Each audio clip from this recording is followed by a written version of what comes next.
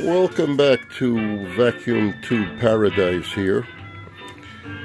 And today we have this very nice pair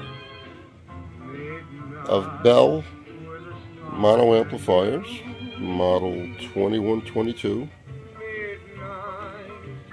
completely restored. A beautiful glass illuminated jewel on these things. Got new knobs for them. Everything is new. All the tubes are new. There's his buddy in the back there for the other channel. The filter capacitors are now just for looks. They actually wire it in individuals underneath. They're such a small value, it's just easier to do that. These are rated 10 watts a piece.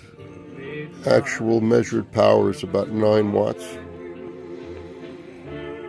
And they sound absolutely amazing. As long as you have efficient speakers, of course. And we have these really nice, efficient Fisher XP18s that they're hooked up to. These 6V6s, pair of 6V6 outputs, 5Y3 rectifier, and brand new old stock Fisher 6SC7s.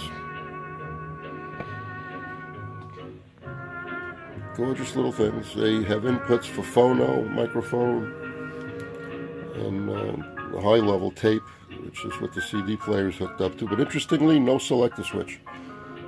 There is no selector switch. All you have is the gain control, bass, and treble. Gorgeous amps. Okay. If you ever find these, they're definitely worth a grab. 1949, they're amazing. Nice early amplifiers, and they sound like $1,000,000. Have a good day.